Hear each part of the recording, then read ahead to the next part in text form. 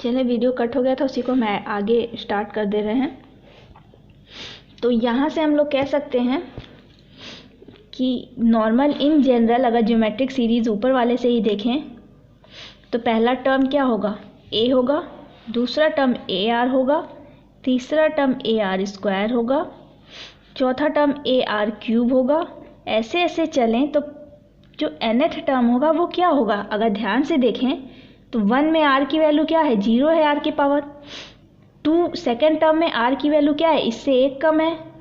Third term में r की power क्या आ रहा है, इससे 1 कम। फोर्थ टर्म में r का पावर जो टर्म है उससे 1 कम, तो a के पावर rn-1 लिख सकते हैं। तो यही कहता है फॉर्मूला nth टर्म किसी भी जीपी का ar⁻n-1 होता है। ठीक है, तो यहाँ तक आप लोग को समझ में आ गया होगा। जैसे जीपी चल रही थी उसी तरीके से एपी में जैसे एपी चल रहा था वैसे जीपी भी चलेगा। तो एपी में क्या निकाला था, nth टर्म निकालना सीखा था। nth टर्म क्या कहता था, an = a + n-1d, यही कहता था ना। तो अब यही चीज़ हम इसमें चलें, सॉरी एक मिनट। तो अब बात आई कि अब सम कैसे निकालें। अगर Sn जो है, अगर AP से याद हो तो ये क्या कहते थे, nth टर्म का सम ऑफ फर्स्ट n टर्म्स, प्रथम n पदों का योगफल, यही ना होता था, प्रथम n पदों का योगफल। अब ये कैसे आएगा, इसका भी फॉर्मूला चलिए देख लेते हैं। तो Sn की वैल्यू एक तरह से अगर इस फॉर्म में लिखें तो क्या होगा, a + ar + ar² plus dot dot dot plus कहाँ तक, arn-1, nth टर्म यही होगा। यहाँ तक इसकी वैल्यू हमें चाहिए। अब देखिए इसको कैसे निकालते हैं। अगर r की वैल्यू हम लोग 1 ले लें, r की वैल्यू अगर 1 ले लें तो Sn की वैल्यू क्या हो जाएगी, a + a dot dot dot, कितने टाइम्स आएगी, n टर्म्स है तो n टाइम आएगा, तो सब सम करोगे तो na आएगा। यहाँ तक समझ में आ गया, इसमें कोई कंफ्यूजन नहीं रही होगी। अगर r की वैल्यू 1 नहीं है, r की वैल्यू 1 नहीं है तो क्या करें, इस वाले इक्वेशन को हम लोग r से मल्टीप्लाई कर देते हैं, तो r Sn लिख देते हैं। तो अब मल्टीप्लाई किए तो एक r से करें तो क्या होगा, ar हो जाएगा।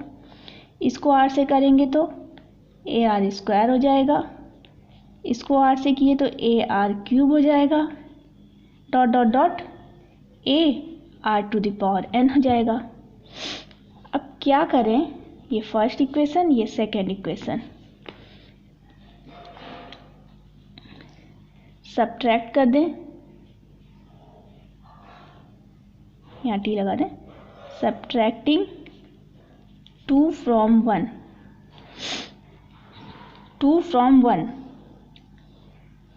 तो क्या आएगा ये देखें, यहाँ 1 होगा और यहाँ r होगा। Sn अगर हम बाहर निकाल दें तो Sn - r Sn होगा, तो Sn को बाहर निकाल दिया, 1 - r लिख दिया। अब यहाँ देखें,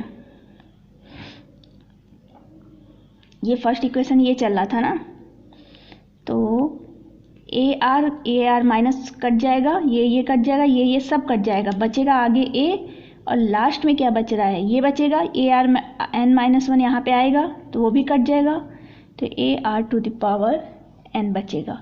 तो यहाँ से Sn की वैल्यू क्या आई, a बाहर, सॉरी माइनस साइन होगा ना, 1 - r⁻n/1 - r, ये किसकी वैल्यू है, ये सम की वैल्यू है। या अगर ये भी लिख सकते हैं, Sn = a r⁻n-1/r-1, दोनों में से कोई एक फॉर्मूला यूज़ कर सकते हैं। तो और लिख देते हैं। तो दो फॉर्मूला याद रहेंगे आप लोग को। पहले nth टर्म, किसी भी जीपी का nth टर्म कैसे होगा, a r to the power n minus 1, और उसका Sn टर्म निकालना होगा प्रथम n पदों का योग a 1 minus R to the power n, और डिवाइड किससे, 1 माइनस आर एन से। यही दो फॉर्मूला हैं बस। ये दो फॉर्मूले पे पूरा हम लोग जीपी कंप्लीट कर देंगे।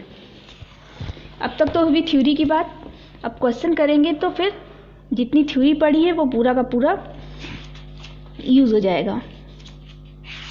चलिए देखें, कह रहा है क्वेश्चन नंबर 1, जीपी दिया हुआ है। जीपी कैसा दिया हुआ है, 5/2, 5/4, 5/8 डॉट डॉट डॉट।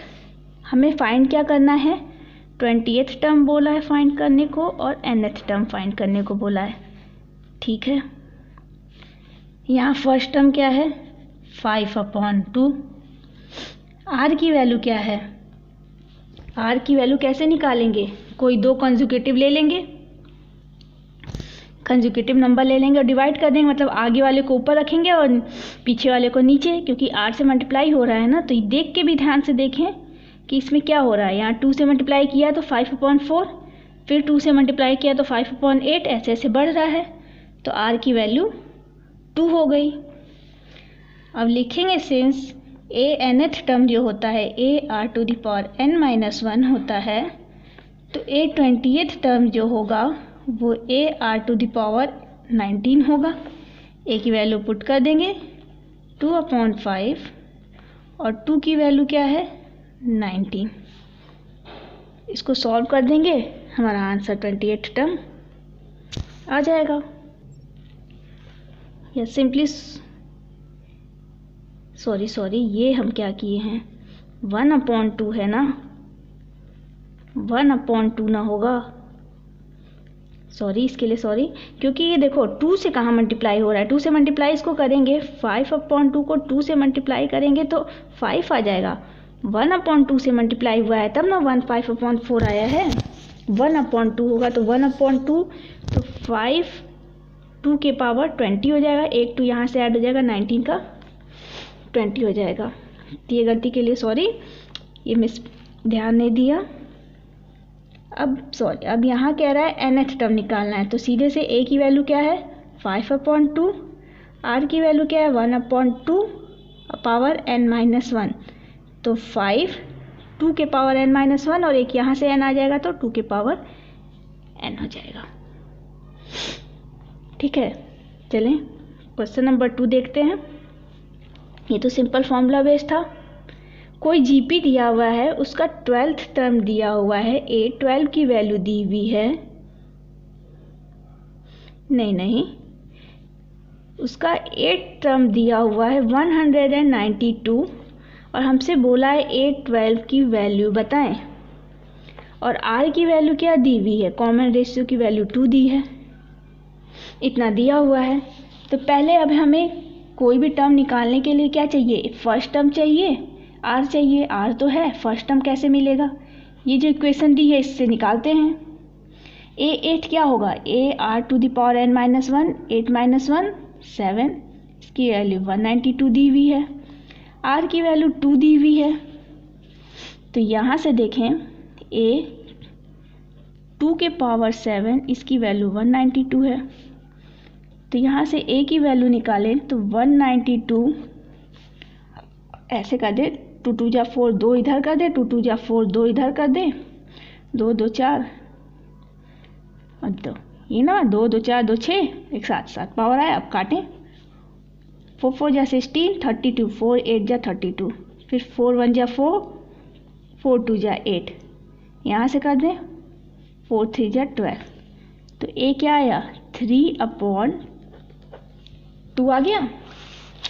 अब a 12th टर्म निकालना है, a 12 की वैल्यू क्या होगी फॉर्मूले से, a r to the power 11, तो a की वैल्यू 3/2 है और r की वैल्यू 2 है, इसके पावर 11 कर दें, तो क्या आएगा 3 × 2 के पावर 10,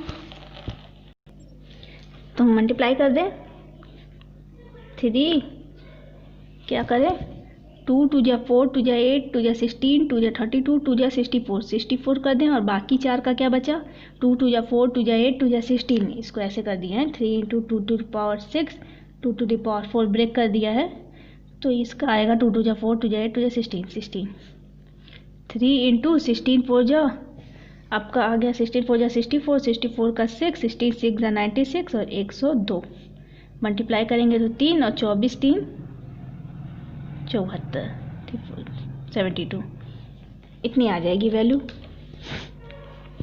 तो चलें इस टाइप के क्वेश्चन अगर दिए हों तो आप सॉल्व कर लेंगे, बस फॉर्मूला लगाना होगा। एक इक्वेशन दी होगी वहाँ से या तो ए दिया होगा या तो आर दिया होगा, जो दिया होगा उसका अपोजिट निकाल लेंगे।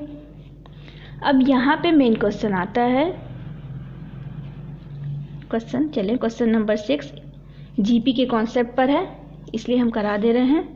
कह रहा है -2/7 x और -7/2 क्या है जीपी में है। जीपी में है तो x की वैल्यू फाइंड करें।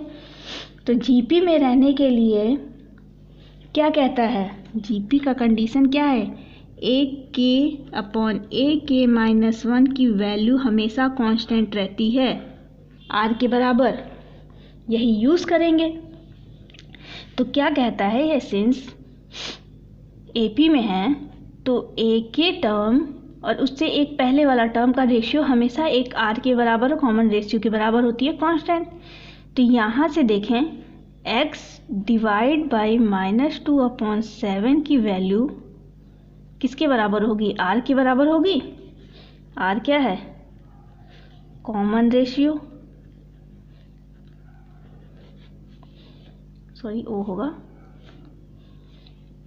इसी तरीके से अब इसको इससे डिवाइड करें, -2/7 डिवाइड बाई x, इसकी वैल्यू भी r के बराबर होगी।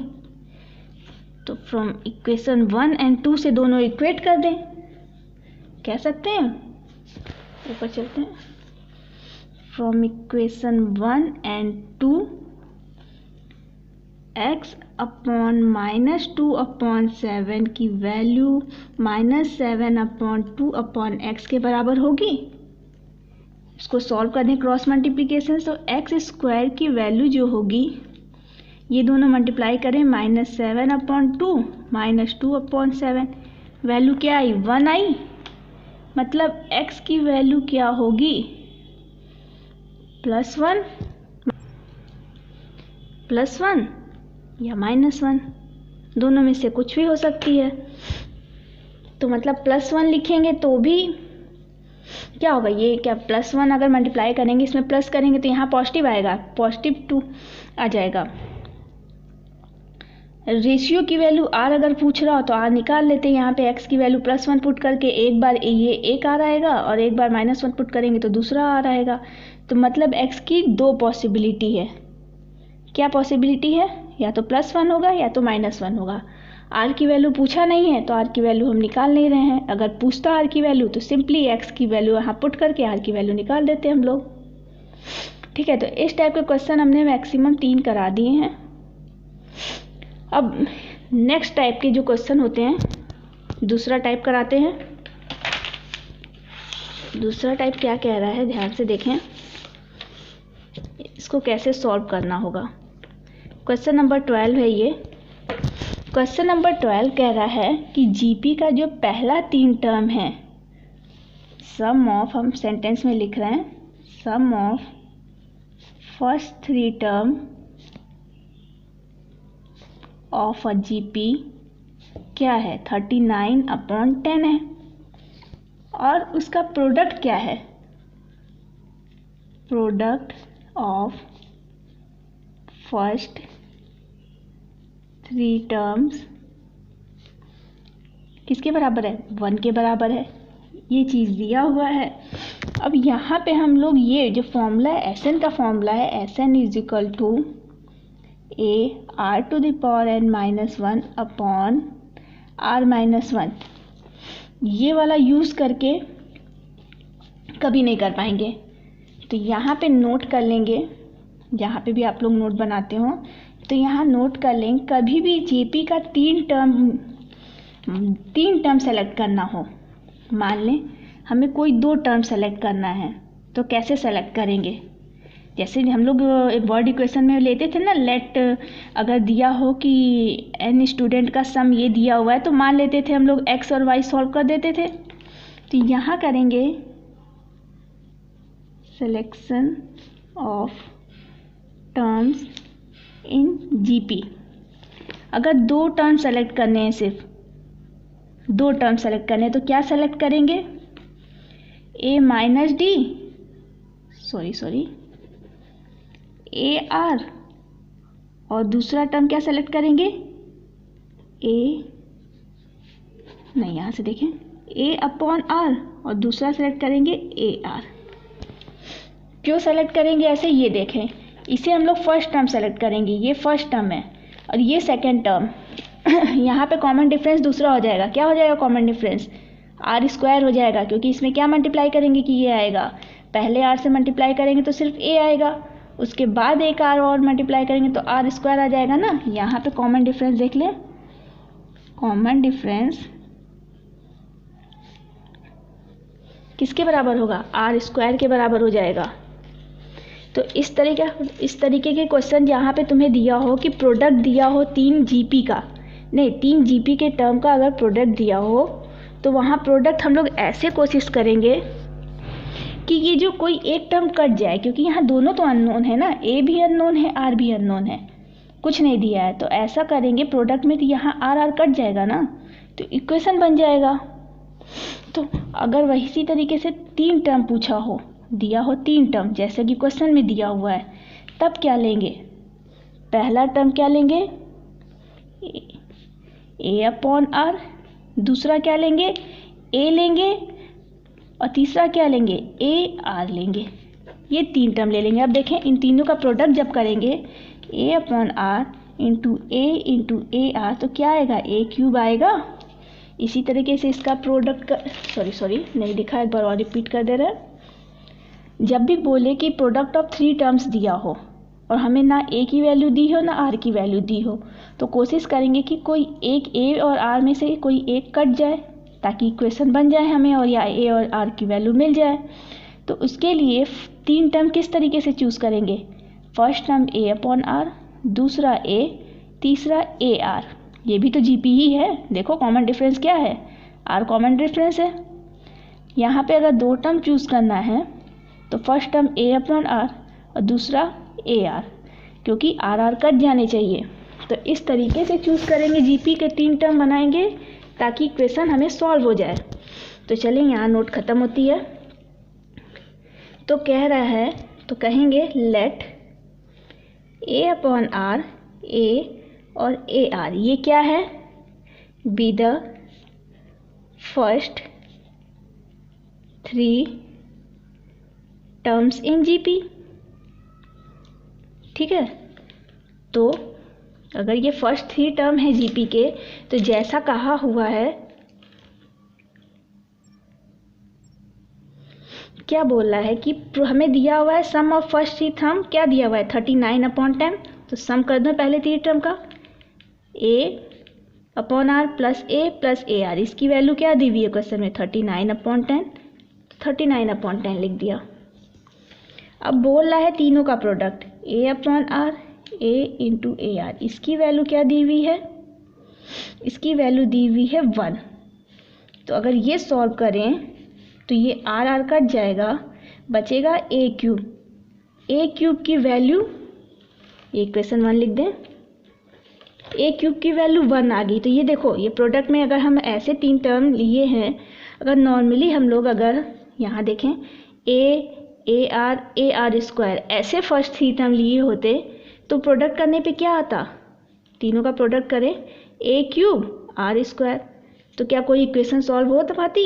नहीं हो पाती। इसीलिए हम लोग ऐसा टर्म चूज़ किए हैं ताकि वो एक इसमें से एक कट जाए, आर हट जाए। तो ए क्यूब की वैल्यू 1 आ गई, तो ए की वैल्यू 1। ठीक है, तो अब यही पुट ए की वैल्यू 1 इक्वेशन 1 में पुट करें। Put A is equal to 1 in equation 1। तो आंसर क्या आया? 1 upon are plus 1 plus R, इसकी वैल्यू क्या हो गई, इसकी वैल्यू हमारी हो गई 39/10। तो अब सॉल्व कर दें। 1/r प्लस आर की वैल्यू क्या हो गई, इधर चली जाएगी तो 29/10। अगर सॉल्व करेंगे हम लोग तो इक्वेशन चलिए यहाँ देख लें, सॉल्व बस इक्वेशन कर रहे हैं तो ये हो जाएगा, यहीं चल देते हैं, 1 प्लस आर स्क्वायर की वैल्यू 10 और यहाँ 29, आर क्रॉस मल्टीप्लिकेशन कर दिया है तो यहाँ से हो जाएगा 10r square minus 29r plus 10, इसकी वैल्यू 0। यहाँ से r की वैल्यू निकालनी है, 5 2 या 10, तो 5 5 या 25 प्लस 4, इसको 10r square minus 25 minus 4r plus 10 लिख सकते हैं ना। तो यहाँ से 5 कॉमन, तो 5 2 या 10, 5r कॉमन हो गया ना। तो यहाँ से क्या बचा, 2r माइनस 5, यहाँ 2r माइनस 5 लिख दें तो यहाँ क्या बचेगा, -2 = 0। तो सॉल्व करेंगे इक्वेशन तो क्या आएगी, 2r minus 5, 5r minus 2 = 0। r की वैल्यू क्या आई, 5/2 और 2/5, दोनों में से कोई एक वैल्यू क्या होगी, r की वैल्यू होगी। तो अब बात आती है तो टर्म लिख दें, r की वैल्यू मिल गई, a की वैल्यू मिल गई, यहाँ फिर से हम लिख दे रहे हैं, a की वैल्यू क्या मिली, 1 मिली है, नहीं 1 नहीं मिली है, हाँ 1 मिली है, सॉरी। r की वैल्यू 5/2 पहले ले लेते हैं, चलिए। तो फर्स्ट 3 टर्म क्या हो जाएंगे, a/r, a और ar, इसकी वैल्यू लिखनी है तो इसकी वैल्यू क्या हो जाएगी, ऐसे नहीं लिखेंगे, ऐसे लिखेंगे, देयरफॉर फर्स्ट 3 टर्म्स आर, पहले पुट करें a/r तो 2/5, फिर a की वैल्यू 1, फिर a इंटू r मतलब 5/2, ये हो जाएगी। ना अगर a की वैल्यू 1 और r की वैल्यू 2/5 लेते हैं, क्योंकि r की वैल्यू 2 आई है ना, तो पहले वाले से लेते हैं r, तो ये वाली सीरीज आएगी, ये मतलब GP ये आएगा, GP का पहला 3 टर्म। अगर ये वाला r लेते हैं 2/5 तो फर्स्ट 3 टर्म अब GP क्या आएगा, पहला a/r मतलब 2, अरे इसको 1/r करेंगे तो 5/2 हो जाएगा, a की वैल्यू 1, फिर a इंटू r मतलब 2/5। चेक करना हो तो चेक कर ले, प्रोडक्ट करने पर 1 आ रहा है, सम करने पर क्या आ रहा है, 39/10 आ रहा है दोनों केसेस में। तो इतनी बात समझ में आई। इस टाइप के क्वेश्चन को कैसे सॉल्व करेंगे, जब भी दिया हो कि product of first 3 terms of GP, तो हमेशा क्या करेंगे, वो 3 टर्म कैसे चूज़ करेंगे कि r कट जाए, उसके लिए हमें क्या लेना पड़ेगा, a/r, a और ar। ठीक है, कोई भी 3 टर्म चूज़ करना हो तो इस तरीके से चूज़ करेंगे। 2 टर्म चूज़ करना है तो ar चूज़ करेंगे, a/r इंटू ar चूज़ करेंगे। चलिए तब बाकी क्वेश्चन आप लोग प्रैक्टिस करिएगा, नेक्स्ट क्लास में और दूसरे टाइप के क्वेश्चन हम एक्सप्लेन करेंगे। हम यहीं पे क्लास स्टॉप करते हैं आज की।